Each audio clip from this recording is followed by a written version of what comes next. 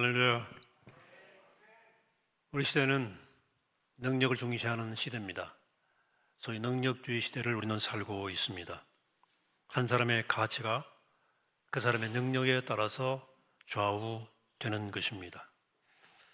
많은 사람들이 여기에 동의하고 그걸 당연히 생각을 하죠. 하지만 이건 당연한 것이 아닙니다. 그동안 많은 사람들이 이 능력주의의 문제를 지적해 왔습니다. 정의란 무엇인가라는 책을 써서 전 세계 주목을 끌었던 하버드 대학의 정치철학 교수인 마이클 샌델의 쓴 책 가운데 공정하다는 착각이라는 책이 있습니다. 원제는 The Tyranny of Merit라는 책인데 여기서 능력주의 문제를 그는 여기서 본격적으로 다루고 있습니다. 샌델은 이 책에서 능력에 따라 대업하는 사회는 공정한 사회가 아니다 이렇게 주장합니다.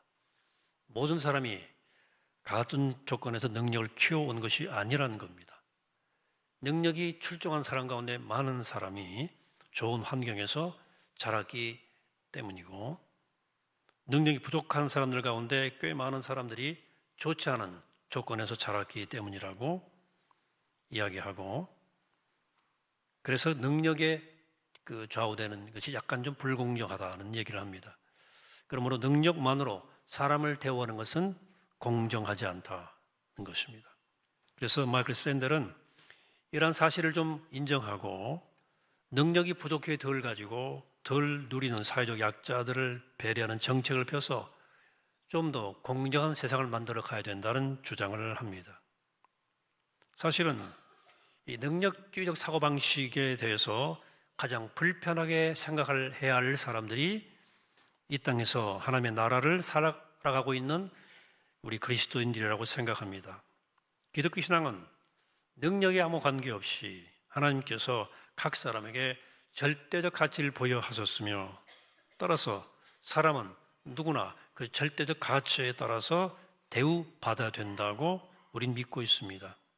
그러나 능력주의 사고에 물들면 능력을 키워서 그 능력으로 사람들로부터 인정받고 대접받기를 원합니다. 또 자신에게 그런 능력이 없으면 그 능력이 뛰어난 사람들을 선망하게 되고 그들과 어떻게든 가까워져서 줄을 대서라도 자신의 가치를 높이려고 하죠. 후광 효과를 노리는 거죠. 이게 되지 않으면 열등감을 안고 패배자로 살아갑니다.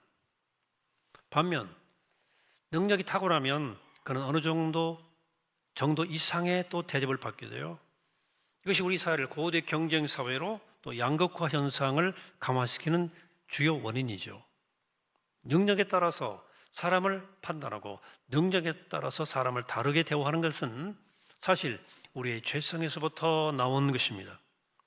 그러므로 하나님을 믿고 하나님을 사랑하는 사람들은 하나님의 마음과 눈으로 세상을 보고 사람을 보도록 노력을 해야 됩니다.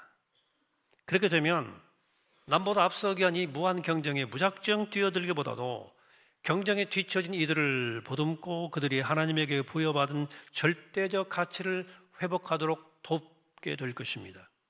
이것이 우리 크리스찬들이 이 세상을 살아가는 삶의 방식이 되어야 할 것입니다. 현대사회에서 중요한 능력으로 꼽히는 요소 가운데 하나가 외모입니다. 과거에 한국에서 회사에서 여성 사원을 뽑을 때 공고에 항상 따라붙는 조건이 있었습니다. 용모 단정이라고 하는 조건입니다. 요즘 이런 표현을 쓰면 안 됩니다. 용모로 사람을 차별해서는 안 되기 때문입니다. 그러나 여전히 외모는 중요하고 갈수록 외모는 경쟁력이 되어가고 있죠. 좀 더 나은 외모를 가지고 싶은 인간의 욕망은 성별과 나이를 초월합니다. 그래 다이어트도 하고 운동도 하고 성형도 하곤 합니다. 물론 외모를 가꾸는 일은 중요해요. 필요해요. 그래서 건강에도 좋고 또 자존감을 높여주기 때문입니다. 그러나 외모 지상주의에 빠지는 것을 경계해야 됩니다. 오늘 우리는 구약의 레아의 이야기를 읽었습니다. 오늘 읽은 야곱의 아내 레아의 이야기는 우리 시대의 팽배한 능력주의를 극복할 수 있는 지혜와 통찰을 우리에게 던져주는 스토리입니다. 아시는 것처럼 야곱은 형과 아버지를 속인 결과로 하란에 있는 외삼촌 집으로 도망쳐 피신합니다. 외삼촌 라반에게는 두 딸이 있었는데 야곱은 동생 라헬을 보고 그냥 한눈에 반해버리고 맙니다. 라반의 두 딸에 대해서 성경은 이렇게 써놓고 있습니다. 17절에서 26장. 레아는 눈매가 부드럽고 라헬은 몸매가 아름답고 용모가 예뻤다. 야곱은 라헬을 사랑하였다. 직관적으로 썼죠. 개역성경은 내 시력이 약하고 라고 번역을 했는데 그것 비슷한 말인데 어떻게 번역하든 외모에 있어서 동생 라헬이 언니 레아보다 훨씬 더 뛰어났다는 표현입니다. 야곱은 외삼촌에게 7년을 무보수로 일할 테니까 라헬과 결혼케 해달라고 요청합니다. 야곱은 당시의 결혼 조건으로 내놓을 만한 결혼 지참금이 없었습니다. 그러니 이런 제안을 한 거죠. 사실 결혼 지참금은 넉넉 잡아 1년 무보수 노득이면 촉해요. 충분해요. 그런데 야곱은 7년을 제시합니다. 히브리인들에게 7년은 완전수입니다. 그러니까 야곱은 자신이 할 수 있는 최대 조건을 내건 거예요. 협상가가 최대 배팅을 한 거죠. 라반이 이 제안을 선뜻 받아들입니다. 그런데 이때 이미 라반의 마음속에는 야곱이 성질이 급하네. 이놈을 속여서 내가 큰딸 레아를 시집 보내야 되겠다는 생각을 했습니다. 라반이 왜 레아를 야곱에게 떠넘기려고 했을까요? 아버지 눈에도 레아의 외모가 조금 빠져 보이고 아버지 볼 때도 레아를 좋아해서 결혼할 남자가 없을 것 같아요. 그래서 야곱이 제안했을 때 언뜻 그냥 아버지니까 저놈을 속여서 우리 큰딸 시집 보내야 되겠다 라고 궁리를 한 것이죠. 여기 잠깐 멈춰서 레아의 심정을 한번 상상해 보시기 바랍니다. 사실 사랑받을 만한 외모 구석이 전혀 없다는 것은 아픈 일이에요. 가슴 아픈 일이죠. 근데 동생은 모든 사람 눈길을 끌 만큼 매력적인 용모를 가지고 있습니다. 그러니 레아는 어릴 때부터 얼마나 열등감을 가지고 컸겠습니까? 여러분, 경쟁심 가운데도 가장 어려운 경쟁이 형제 자매 사이의 일종의 라이벌의식이라고 하더라고요. 그러니까 남자에게 선택받아야만 결혼할 수 있는 그 시대에 아무에게도 선택받을 만한 조건이 없었다는 사실은 레아에게 너무도 큰 아픔이었을 것입니다.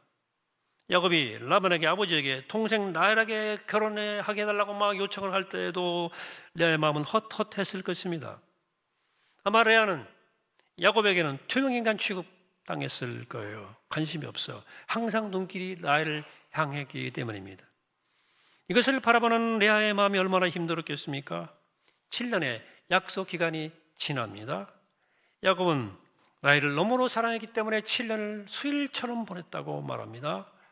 야곱은 라반에게 약속한 대로 라헬과 결혼시켜달라고 청했고 결혼식을 거행합니다. 당시 고대 중동 지방의 풍습에 따라서 신부는 베일을 쓰고 결혼식을 올렸고 밤이 되어 두 사람은 합방을 했습니다.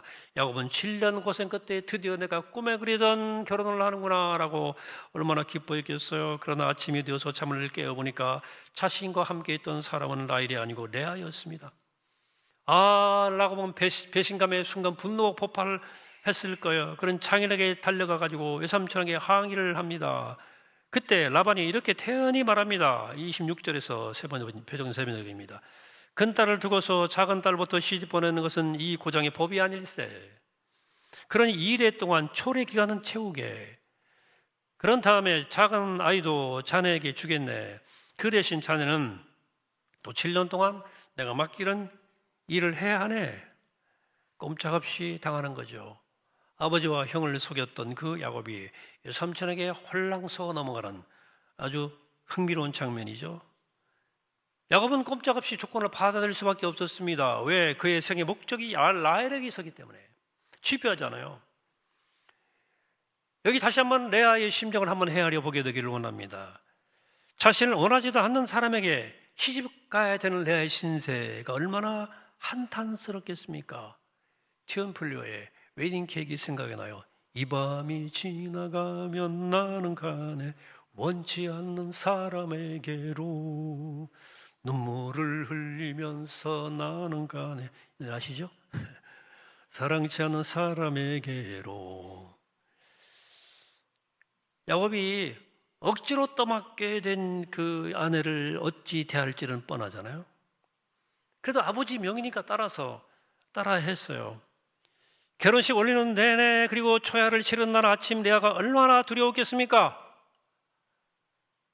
동생인 줄 알았다가 자기를 본 실망한 야곱의 모습이 얼마나 마음이 힘들었겠어요, 여자가. 야곱은 레아와의 일주일 동거를 끝내고 라헬과 또 결혼식을 올립니다. 그때부터 레아는 버림받은 사람으로 살았을 겁니다. 양떼를 끌고 몇 달씩 바깥에서 지나가 집에 돌아가면 곧바로 라헬의 심수에 틀어박혀가지고 안 나오는 야곱을 기다리면서 얼마나 큰 상실감이 있었을까요? 어쩌다가 야곱이 자신을 찾는다 해도 마음에 없는 일임을 알기 때문에 별로 기쁘지도 않았을 거예요. 이 집안에는 레아의 아픔을 알아주는 사람이 아무도 없었습니다. 이 이야기 내내 라반의 아내, 즉 레아의 엄마 얘기가 나오지 않습니다. 이미 세상을 떠나는 건지 어떤지 할 수 없지만 어쨌든 엄마는 등장하잖아요. 그러니까 이 레아의 아픔을 알아줄 사람은 그 집안에 아무도 없었다는 것을 의미합니다. 그래서 그 부드러운 눈매에 늘 이슬이 맺혀 있을지도 모르겠어요. 그런데 레아의 외로움과 이 아픔을 지켜보는 눈이 있었습니다. 오늘 본문 시작절이에요. 주께서는 31절 레아가 남편의 사랑을 받지 못하는 것을 보시고 레아의 태를 열어주셨다. 근데 여기 레아가 남편의 사랑을 받지 못하는 것을 보시고라는 번역은 원문의 뜻을 잘 살리면 레아가 미움받는 것을 보시고 라고 번역이야 원문에 가깝습니다. 야곱이 적극적으로 레아를 미워한 것은 아닐지라도 레아의 편에서 볼 때 미움받는 것 같은 감정이 들었던 것 같습니다. 그 사실을 하나님이 보셨다는 뜻입니다. 보시기만 한 것이 아니라 그 아픔을 알아주셨다는 겁니다. 광야에서 슬피 울던 하갈을 보시고 그 아픔을 알아주셨던 하나님이 이 버림받은 것 같은 상실감 속에 살던 레아를 보셨다. 하나님께서는 무언가를 보시면 반드시 행동을 하시는 분입니다. 레아의 그 아픔과 외로움을 보신 하나님은 그 태를 열어주셨어요. 아이가 들어성을 알자 이 레아에게는 가나다라는 희망의 끈이 잡은 것 같은 느낌이 들었어요. 아이 때문에 남편의 사랑을 받을 수 있지 않을까 하는 생각이었어요. 게다가 동생 라헬은 아직 아이를 낳지 못하고 있었습니다. 그런 아들을 낳을 때마다 이번에는 혹시 남편의 사랑을 얻을 수 있을까 기대했어요.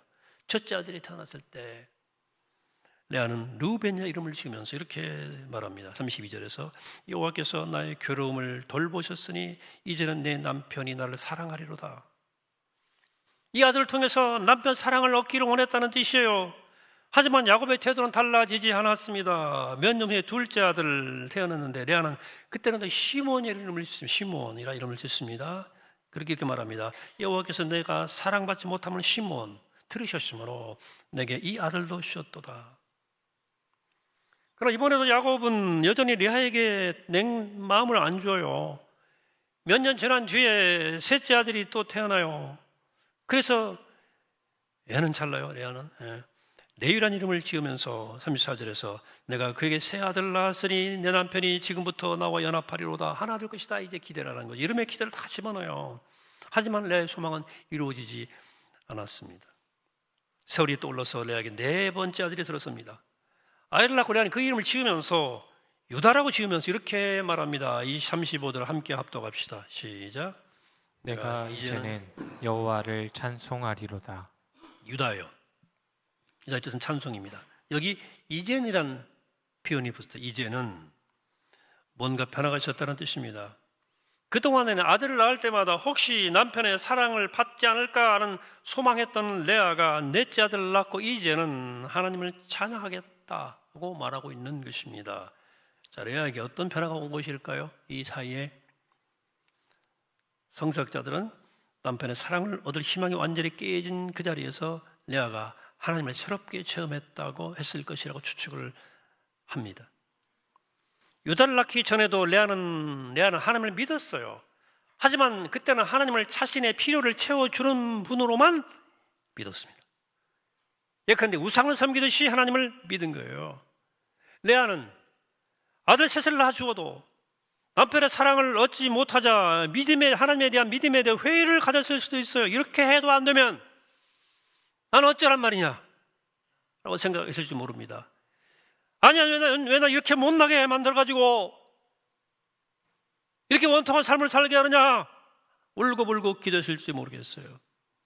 여러분, 그러나 하나님을 우상처럼 섬기면, 하나님을 내 유익을 위한 도구로만 섬기면 누구나 반드시 이런 순간을 만나게 되어 있습니다. 하나님은 언제나 우리의 요구를 따라 행하시는 요술방망이가 아니시기 때문에 그렇습니다. 그리고 그렇게 믿었던 우상이 와르르 무너진 그 자리에서 살아계신 하나님을 만날 기회를 얻는 거예요.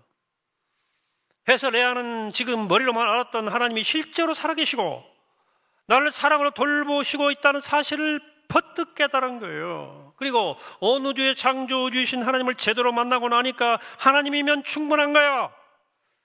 더 바랄 게 없어요. 하나님의 사랑을 깊이 알고 나서야 레아는 야곱의 사랑에 대한 집착에서 비로소 해방될 수 있었습니다. 이런 변화가 가능했기에 유다가 태어났을 때 레아는 이제는 내가 여호와를 찬양하리로다 라고 고백한 거예요. 이 고백을 뒤집으면 내가 이제는 사람의 사랑에, 남편의 사랑에 목매고 살지는 않겠다. 그 크신 하나님의 사랑을 깨닫고 나니까 인간의 사랑은 있으면 좋겠지만 없어도 괜찮겠다는 생각이 든 거예요. 하나님의 사랑을 알고 나니까 그것은 없어도 그만이야. 없어도 그만이야. 있으면 좋겠지만. 이것이 모든 믿는 사람들이 가져야 할 회심의 순간입니다. 예수 그리스도를 주로 영접하고 하나님의 자녀가 되는 것이 첫 번째 회심이라면, 두 번째 회심은 나의 유익을 위해서 내 중심으로 믿던 하나님의 신앙이 깨지고 살아계신 하나님을 새롭게 만나는 사건입니다. 이게 회심 사건이에요. 여러분, 사랑하는 여러분, 능력주의는 인간의 죄에 뿌리는 것이기 때문에 인간이 있는 모든 곳에 어디서나 어느 곳이나 일어나는 일입니다. 그러나 하나님은 세상과 인간을, 모든 생명을 다양하게 창조하셨습니다. 각자는 각자의 모습대로 아름답고 절대적 가치를 가집니다. 그런데 이놈의 죄돈 인간들이 자기들의 기준을 정해놓고 누구는 예쁘다, 누구는 못났다, 누구는 가치 있다, 누구는 가치 없다 마구마구 판정하는 거예요. 그로 인해서 어떤 사람은 하나님께서 부여해 주신 절대적 가치를 부정당하고, 어떤 사람은 분수 없이 높임을 받습니다. 그로 인해서 어떤 사람은 열등감과 패배의식 속에서 살아가고 어떤 사람은 근거 없는 우월감 속에서 살아갑니다. 이것이 오늘 우리 사회를 이토록 엉망진창으로 만들어 놓은 사실입니다. 어떤 사람은 하루 시급을 겨우 채우는 일당을 받고 일하는데 어떤 사람은 하루에 1,000만 원도 더 벌어요. 이런 현실은 당연하게 여기는 사회를 우리는 삽니다. 왜? 그런 그만한 능력이 있잖아요. 누가 뭐라 그래요? 오늘의 주인공 레아는 능력주의적 사고방식으로 인해서 열등감과 패배의식 속에서 산 여성이고, 그런 삶을 사는 사람들을 대변하고 있어요. 사실 레아 자신도 능력주의적 사고방식에 젖어 살았습니다. 그가 유다를 낳기 전까지 지독한 열등감과 패배감으로 살았던 이유는 그 스스로 미모란 능력에서 내가 빠진다 하는 사실을 본인이 스스로 믿었기 때문이에요. 여러분, 능력주의적 사고방식은 내게 있는 것을 망각하게 만들어요. 그리고 내게 없는 것만을 추모하게 만들어요. 10가지 장점이 있어도 한 가지 부족한 것에 매달려 자기를 정죄합니다. 한 인간으로서 레아에게 좋은 점들이 왜 없었겠어요? 근데 외모가 부족하다는 그 사실 하나로 자기 인생 전체를 규정하잖아요. 말이 안 되는 거예요. 규정당하고. 여러분, 능력주의적인 사고방식은 자신의 능력으로 사람들로부터 인정과 사랑을 받지 않으면 절대 만족할 수 없는 인간들을 만들어냅니다. 다른 사람들의 반응을 기준으로 나를 평가하기 때문에 그래요. 기준이 내 밖에 있잖아요. 세속적 가치. 이런 경향이 요즘 젊은이들에게 더 심합니다. 수많은 젊은이들이 인스타그램이나 페이스북을 통해서, SNS를 통해서 자기 가치를 인정하고 싶어서 나 이렇게 행복해. 발버둥을 쳐, 발버둥. 얘기할 수 있죠, 거기다가. 사람들이 얼마나 좋아요를 눌러주냐에 따라서 기분이 왔다 갔다 해. 내 가치가 그 좋아요가 나를 같이 결정짓는 거예요. 몸부림치는 거지. 남이 안 알아주면 우울해져. 레아의 소셜 네트워크는 가족뿐이었어요. 그러니까 야곱의 사랑받는 것에 목숨을 건 거예요. 레아는. 근데 그게 그의 불행의 원인이 되었던 거예요. 레아가 이 능력주의적 사고방식을 벗어난 것은 하나님을 새롭게 만난 후의 일입니다. 사람에게서 인정받는 것을 목말라 하던 그는 하나님에게서 사랑을 인정을 받고 사랑받는 것에서부터 만족을 얻습니다. 온 우주의 창조자이신 하나님의 사랑을 맛보고 나니까 그는 사람에게서 인정받고 싶어하는 갈망으로부터 해방이 됩니다. 그래서 이제 야곱의 사랑은 있으면 좋고 없어도 상관없는 것이 되어버려요. 그 이후로 그는 더 이상 자신에게 없는 것으로 자기를 규정해서 불행을 스스로 곱씹지 않게 되었습니다. 하나님 안에서 이미 주어진 것으로 감사하고 만족했습니다. 그러면 야곱은 끝까지 레아를 그렇게 무시하고 살았을까?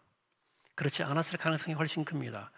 젊은 시절에도 야곱도 예쁜 것만 좋아해가지고 그냥 야곱 라헬을 싸고 돌았지만 라헬과 일찍 사별한 후에 점차로 레아를 사랑하게 되었던 것 같습니다. 그렇게 추측하는 이유가 있어요. 존중해 줬어요. 여러분 나중에 애굽에서 죽음을 맞게 되는데 자식들에게 임종의 자리에서 내가 가나안 땅 돌아가려면 내 시신을 헤브론 밭에 있는 가족 묘실에 매장해달라 부탁하죠. 헤브론 가족 묘실은 거기 아브라함과 사라가 묻혀 있고 이삭과 리브가가 나란히 묻혀 있고 그리고 나중에 야곱은 레아를 그 가족 묘에 묻습니다. 야곱은 그렇게도 아껴고 사랑했던 라헬이 죽자 베들레헴에 매장했어요. 그리고 한참 지나서 레아가 세상을 떠나자 헤브론에 있는 가족 묘실에 매장합니다. 그 자신이 죽을 때 자식들이 유언하면서 그래도 내가 사랑했던 라헬 곁에 나를 묻어줘 하지 않고 나를 레아 곁에 묻어달라고 부탁합니다. 언제부터인가 야곱은 레아에게 미안했고 그를 사랑을 아끼게 되었다는 뜻으로 봐도 읽어도 무방한 장면이에요. 오랫동안 레아가 소외와 차별 속에 살았던 것을 생각해서 야곱은 레아를 사라와 리브가를 잇는 여족장의 반열에 레아를 높여주고 세워준 거예요. 레아가 마지막 승자예요. 사랑하는 여러분, 능력주의가 원리가 된 이 시대를 살면서 여러분에게 그동안 중요하게 여겨왔던 능력은 무엇이었습니까? 여러분의 자존심을 세워줬던 능력은 무엇입니까? 여러분들의 외모였습니까? 똑똑한 두뇌였습니까? 운동 능력입니까? 가정 배경입니까? 돈 버는 능력이에요? 학벌이에요? 잘 나가는 자식이에요? 여러분에게 그런 것이 있어서 라헬처럼 사람들에게 인정과 사랑을 받으며 사셨습니까? 혹은 그런 것이 없어서 레아처럼 열등감과 패배감 속에 살아오셨습니까? 여러분들이 중요하게 여겨온 그것이 무엇이든 관계없이 그것이 있어서 만족하고 살았던 그것이 없어서 열패감으로 살았던 우리 모두가 할 일이 있어요. 더 늦기 전에 하나님을 바라보는 것입니다. 그분을 만나는 것입니다.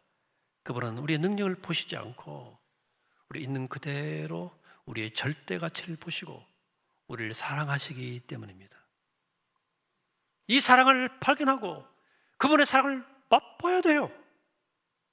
그럴 때 우리는 영원히 고갈되는 하나님의 만족을 통해서 하나님을 얻을 것이고 그 사랑으로 인해서 우리는 능력주의란 이 굴레로부터 이 저주받은 이 원리로부터 우리는 해방될 수 있을 것입니다.